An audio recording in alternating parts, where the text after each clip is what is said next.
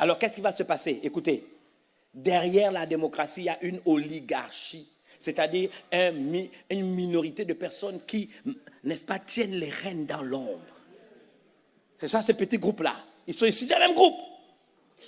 Mais puisque Dieu est bon et que la nature humaine ne peut pas être changée en fonction du groupe auquel on appartient, donc il y aura toujours des divisions. Donc à l'intérieur de cette oligarchie, il y aura ce que j'appelle en français des courants. Et puisque chaque courant à l'intérieur de ce petit groupe veut dominer sur les autres, ils ont inventé ce qu'on appelle la plutocratie. On va gouverner par des...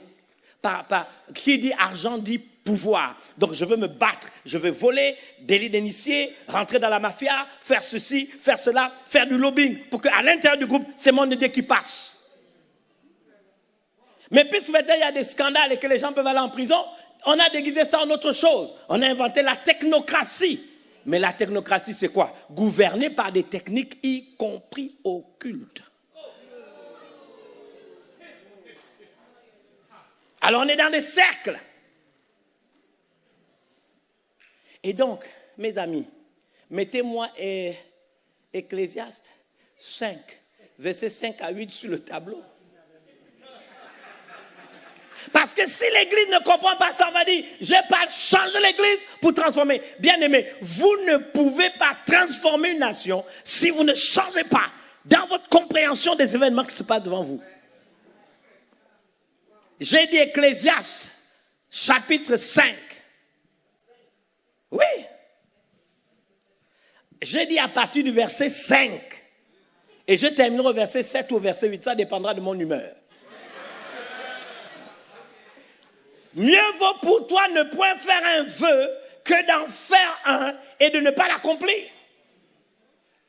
Attendez, laisse au verset 5. Oh, je vais prier pour la France. Je vais prier pour le salut des Français. Et tu n'accomplis pas ton vœu. Mais pourquoi tu n'accomplis pas ton vœu? Verset 6.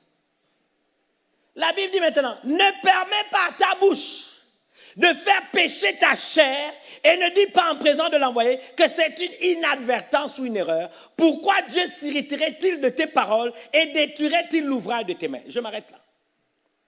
Bien aimé, quand tu ne connais pas quelque chose, n'en parle pas.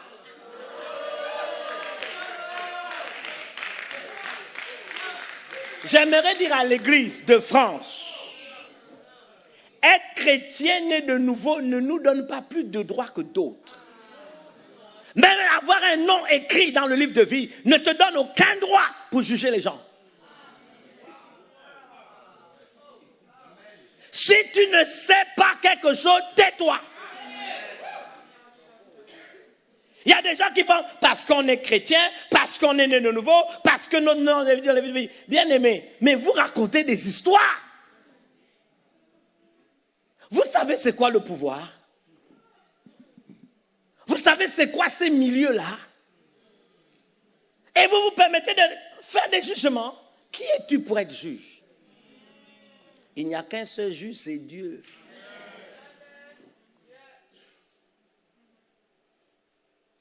Vous pouvez avoir un avis et vous pouvez l'exprimer, votre avis. Mais respectez les gens. Le problème de notre génération de chrétiens, c'est qu'on pense qu'être chrétien nous a donné toutes les habiletés. Je peux mettre ma bouche. Bien aimé, je vous raconte une histoire que j'ai vécue.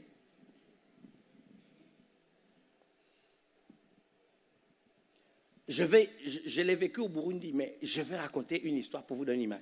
Pasteur de mon état. Vous arrivez quelque part. Prenez un exemple, je vais prendre Paris. Et puis, on annonce au président français, Monsieur le Président, les terroristes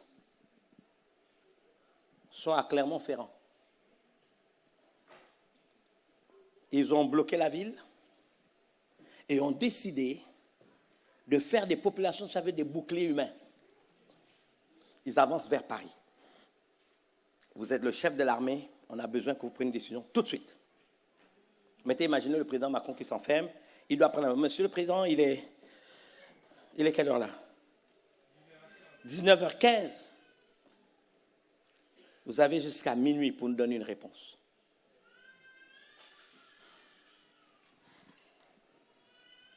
Le président tourne dans son bureau, retourne toute la chose de tous les sens. Est-ce qu'il y a un assaut? Oui, expliquez-moi bien, qu'est-ce qu'on peut faire? Écoutez, monsieur le président, il y aura des dommages collatéraux.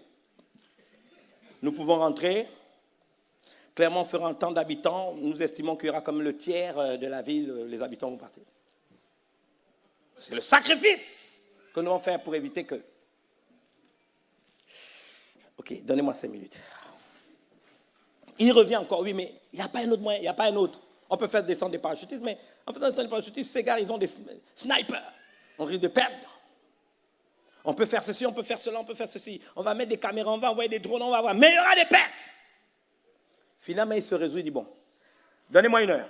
Et puis il appelle le ministre de l'Intérieur, qui est le ministre du culte. Il dit, appelez-moi l'archevêque de Paris, le pasteur Tsengue Tsengue. Appelez-moi les hommes de Dieu, appelez-moi l'imam. Et puis on appelle les hommes de Dieu. Écoutez, j'ai un cas de conscience, mais je veux prendre mes responsabilités. Mais avant, j'ai fait le choix de vous poser la question, qu'est-ce qu'on fait? Je sais que les catholiques sont très sages. Non, monsieur le président, nous ferons des messes.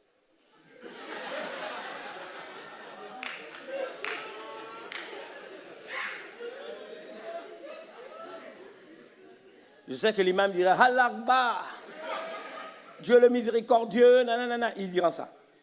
Mais nous, les pentecôtistes, monsieur le président, bon, maintenant on va imaginer que c'est un pasteur qui vient d'Afrique, qui était affecté ici. Mais c'est le président. Nous allons damer les démons de violence. Nous allons pénétrer les sphères de la démonologie. Nous allons casser, nous allons écraser. Nous allons, au nom de Jésus, nous allons.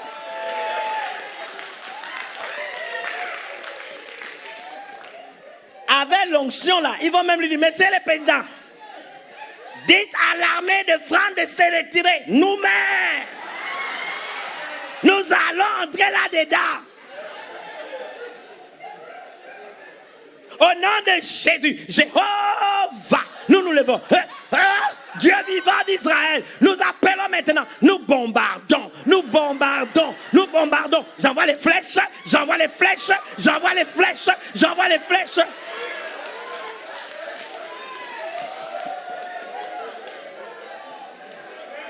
Écoutez, c'est ce que nous pensons.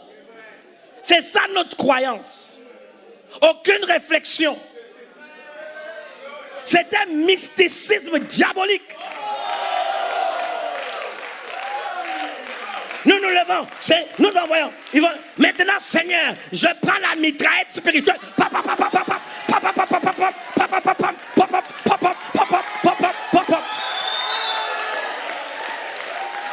Mais vous m'inquiétez parce que vous acclamez.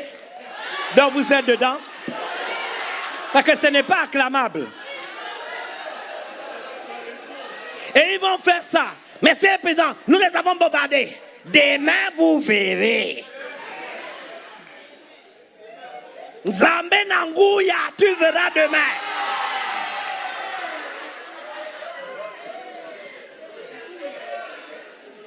Écoutez, écoutez. La sagesse est de dire, monsieur le président de la République, c'est vous le chef suprême des armées, assumez toutes vos responsabilités.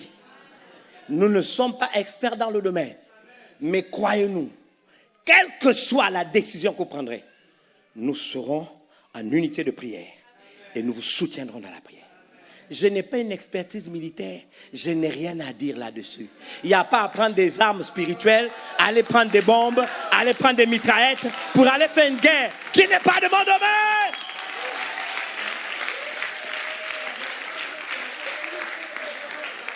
Il faut qu'on vous le dise. Vous comprenez maintenant pourquoi toute autorité vient de Dieu? Parce qu'il doit assumer ses responsabilités. Vous avez compris? Et Dieu le respecte parce que c'est nous, par extension, qui avons refusé que ce soit Dieu qui règne sur les nations. C'est nous qui avons refusé, par extension, ce qu'on appelle en français peuple. Nous avons refusé qu'il exerce Dieu lui-même. Maintenant, il dit, je vous donnerai un homme. Il avait même dit à Samuel, il dit, dis-leur ce qui va leur arriver. Et c'est arrivé. Donc pourquoi l'Église, on doit se comporter comme des païens? On se plaint, on critique, mais on ne prie pas. Regardez, il dit, qui a enlevé le verset 6?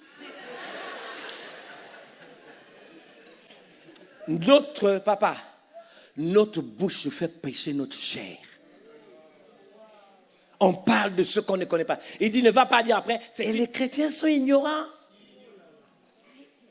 Moi, je n'ai même plus. Regardez Facebook, je le lis à chaque fois, il pleure. Papa, on m'a dit. J'ai appris une nouvelle que j'aurais mis des t-shirts et j'aurais dit au président, votez le président. Bien aimé, même mon père qui est mort, je n'ai jamais payé son.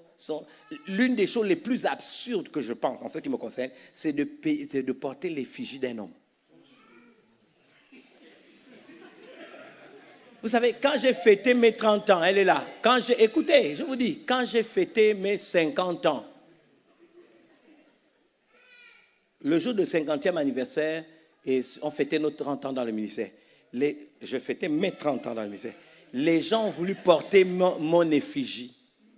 C'est une abomination. Même dans les mariages, jamais. Dans les morts, jamais. Moi, je ne porterai jamais l'effigie d'un homme. C'est-à-dire que le mensonge, on peut l'accepter. Mais ça, ce n'est pas un mensonge. Ça, ce n'est pas un mensonge. Bien-aimé, ces gens-là sont sacrifiés. Dieu ne te demande pas d'épouser l'idéologie de la France en marche. Il te demande de comprendre que si je suis en France, il me dit de rechercher le bien de la ville parce que mon bonheur dépend du bonheur de la ville. Et qui a autorité pour que s'il va à gauche, il engage toute la nation? C'est celui qui est élevé. Mais celui qui est élevé, il est écartelé par plusieurs, n'est-ce pas, centres d'intérêt. Les sorciers, les assassins, la mafia et tous ces genres de choses. Et la seule entité qui ne comprend pas qu'il faut peser, c'est l'Église. Je vous pose la question, qui doit changer? Et la seule entité qui ne comprend pas qu'il faut peser, c'est l'Église. Et la seule entité qui ne comprend pas qu'il faut peser, c'est l'Église. Je vous pose la question, qui doit changer?